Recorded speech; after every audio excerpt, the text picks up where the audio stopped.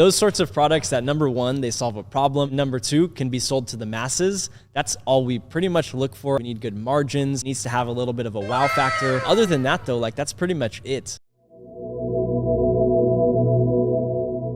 Okay, so you find a product on TikTok Shop that's like working well, but then you have to go to Alibaba, right? Or for fulfillment, we don't buy in bulk yet. We are going to, but for now, all we do is we work with Zendrop. They can fulfill all of our orders. And there is one thing, you need to have US tracking. So you may need US suppliers if you want to have fast shipping, as well as TikTok requires you to input the tracking at most 7 days. So if you get an order today, you have to fulfill it within 7 days or they will cancel all of the orders. Oh, so you can't like have a 2-3 week shipping time. Yeah, well you can. It's only tracking. You need to input the tracking within a week, which is not that bad. Like, as long as you're on top of your stuff. But I think it's good. TikTok is like weeding out the scammy scumbags who do dropshipping traditionally and making it a very clean platform with consequences if you fail to comply with everything. You know, you have a rating on your store where if people are unhappy, they will start to kind of throttle back your performance and all of that stuff. So they're kind of making it more trustworthy, like Amazon. Again, they're trying to do it. They're trying to be Amazon. It's smart. It makes a lot of sense. Which is smart because they have all the reach. So. Okay, but you're using Zendrop to like search and find products to fulfill the orders. So they're basically the supplier. That's how I'm finding them by just, again, like I showed you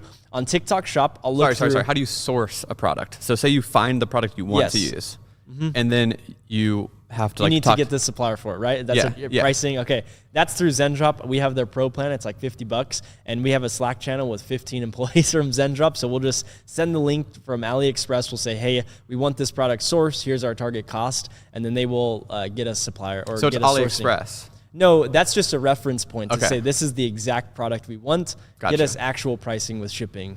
Okay, so you see it on TikTok Shop.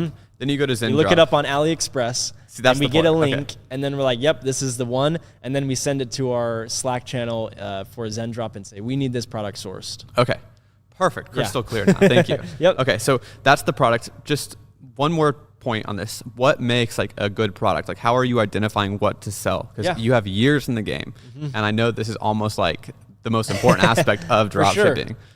So a winning product is, I like to think of it as the audience you're selling to. So first thing, you have to pick of what sort of audience are you trying to sell to, how niche are you wanting to go. Personally, I don't like selling super hyper-focused niches. I like selling to anyone. If I can sell a product I can sell to women and female and any age, that's perfect because it's scalable. You can scale it to 20 to 50K a day. So that's first thing. I like to overall think of like what products or what overall categories can I sell in. So for example, women's beauty. Most women wear makeup. Most women have hair. And so for example, hair curlers, we've done millions of dollars with those products. Like there's one you guys can all look up. It's this little wireless hair curler. You can put it in your purse and you can curl your hair in the car. That one did so well because again, every girl wants to curl their hair. And if they can take it on the go because they're always late to get ready, they can do their hair in the car and they're good to go. And so those sorts of products that, number one, they solve a problem. And then number two, can be sold to the masses.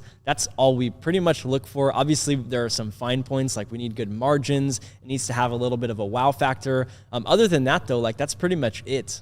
And you can like easily visually portray the value of the product. That's another thing is like the value has to be instant. We've tried to sell products that maybe the value like supplements or certain serums that take months to get results. Those are typically harder to sell just because there's no, instant before and after. So you seem to be, this is the niche you mentioned, beauty for women. Is there any reason why you've gravitated towards that? So number one, women are easy to sell to. They're happier to spend money than guys. Guys, I had a tweet go viral where I posted my mattress setup and it was just a bed on the floor. Guys don't need a lot of stuff, but girls, they want to paint their face. They want to have their nails done. They want to do everything. And so it's just easier because girls are naturally bigger consumers. So that's why, but I'm not saying guy products don't work. We're actually selling one that we're starting, I believe, next week. That's a guy product. It's actually unisex, but mainly guys. And so we'll sell to both for sure. But guys, they need good deals or they need like a real reason to buy the product. Maybe it solves a good problem. But yeah, typically we sell to girls. Like if guys are going to view it as like an investment where they expect exactly. an outcome. They're more logical. Yeah. Girls are like, ooh, pretty. Yeah, I want it now. Impulsive.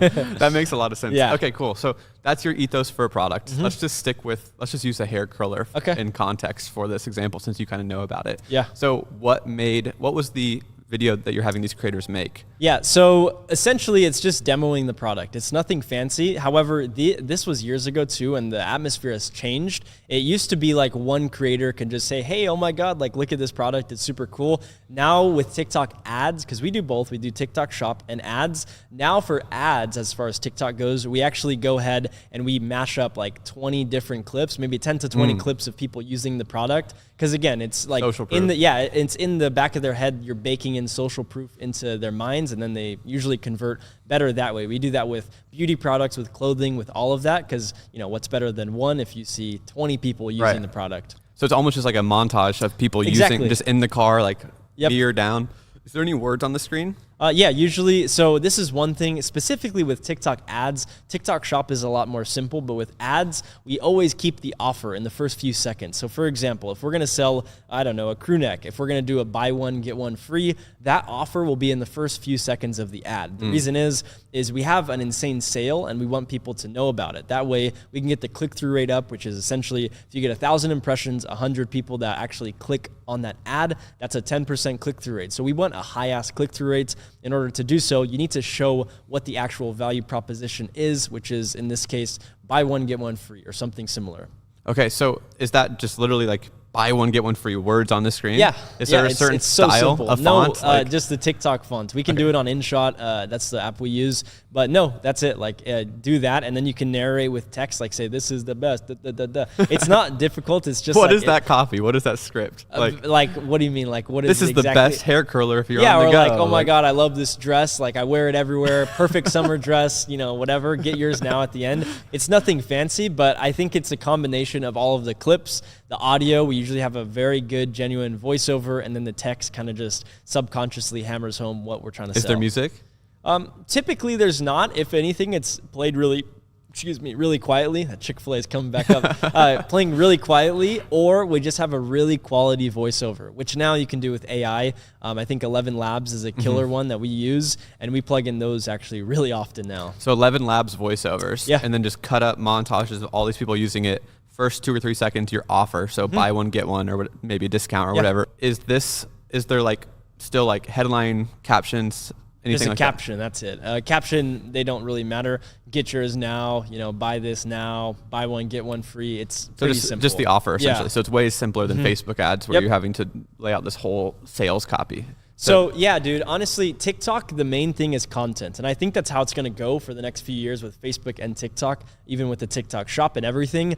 Ads and targeting and all the specifics are going to go out the window because I think AI even targeting? Yeah, for sure. We don't run any targeting with TikTok. We just turn on campaigns and the actual video ads do all the targeting for us. And so I think it's going to keep going into that area where we actually aren't doing any targeting at all because we're already not with TikTok. And it's going to be mainly content driven where you just need to dial in your creatives and call out your audience in each video.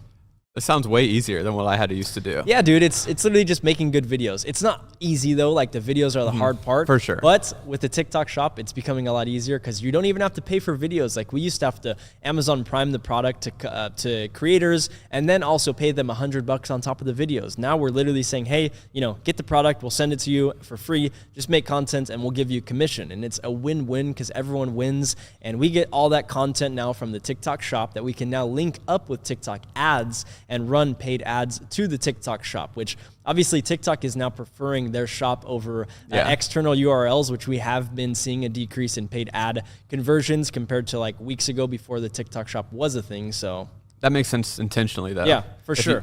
Twitter does that too. Yeah. They're trying to dominate. Okay, but let's focus on TikTok ads. I just want to fully understand this. Yeah. So it's obviously now it's all about the creative, but you said there's no targeting. There's no anything other than you just make the video and then run an ad? So there is targeting, but it's dog shit. Like it just doesn't don't work. do it. Yeah, don't do it. So what we do is we turn on a campaign. We do, $50 a day CBO, and then we'll plug in ad groups. What is CBO? Okay, so CBO is a campaign budget optimization. I think of them as folders. So the campaign is the objective level of what you want to do. So for this campaign, we turn it on and we say, hey, we want to get conversions. We want website conversions. And so that's essentially the main objective. And then you say, let this whole campaign run $50. And then inside here, you have ad groups. And each ad group has detailed targeting, which is the age, the gender, the language, all of the specifics, and what time you're going to run the ads. Yeah. And so you have 5 ad groups in this one campaign. So you could either set each ad group at a $20 a day budget, or say, hey, this whole campaign, give it $50. If you want to spend 20 on one ad group and $5 on the other, you can be my guest. And then that's basically how we do it. And then you load up creative. So that's essentially how. So are the ad groups, is each one of those ads in the ad group a different creative? No, we will essentially plug in like 3 to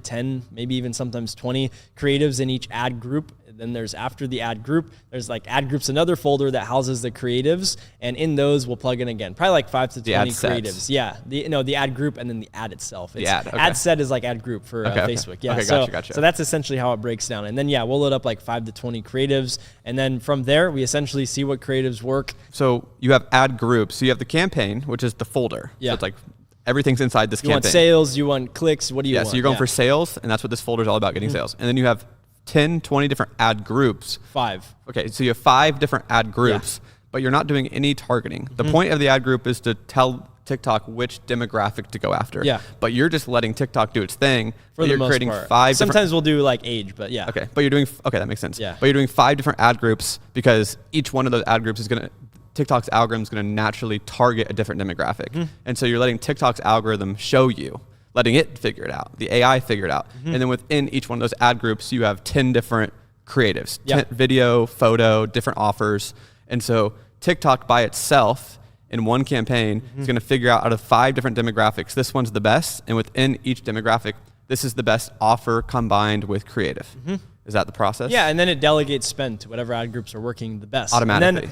And then literally all we do with TikTok ads is like, if something's working that same day, we'll go on the campaign, we'll edit the settings and bump up the budget. So if it's at $50 and let's just say, I don't know, it's noon and the ads are crushing it, what we'll do, we'll just edit that campaign, bump it up from 50 to 100. If it still is working after another 30 minutes to an hour, we're still getting the same amount of CPA, like same cost per acquisition, same cost, or maybe it goes up a little bit, but it's still really profitable. Then we'll bump it to 200, then 300, then 500, and we keep increasing it. We've bumped campaigns all the way up to $5,000 to $10,000 a day profitably, and so that's all we do. And every single day we're launching more campaigns because TikTok, I wish it was easier, but it's always a test every single day, and we're always hunting for winning campaign. That's how I always like to think about it. So like if today, let's just say you and I, we get on our computer, we set up 2 campaigns that are $50 a day each, CBO, and one works really well. We start scaling that one up. We run it up to $1,000 by the end of today. At midnight, we'll crank it back to 50 and we'll launch. Yeah, I promise. What? Yeah. Side note, TikTok will give you a free $1,500 in TikTok ads if you sign up in the next 30 days. So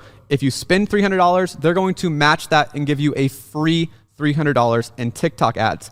This is literally free money, but it is a limited offer, so you need to get started as soon as possible. If you want to learn more, I'll leave a link to that right below this video. Just make sure you click on the link based on the country that you live in. Yeah. We'll crank it back to 50 at midnight, and then for the following day, and then we'll also launch maybe 2 or 3 more campaigns to then go out and hunt again and see, okay, which campaign is going to perform the best? Because TikTok is not perfect. It's not Facebook. It hasn't been around for that long, so there are some flaws that we've had to learn, and so that's what we do now is we're like, okay, let's go and do this again tomorrow and see. So it's definitely a lot of legwork, but yeah. So it's literally by the day. And yes. you have a campaign, and if it just starts hitting one day, you're like, turn this up as fast as possible. But by midnight, you turn it all the way back down because you're worried that it's not going to work the next day and they're going to waste your money. Yep. It's like you're just finding, I see why you call it hunting. It's like you're like finding these pockets of like consumers. Yeah.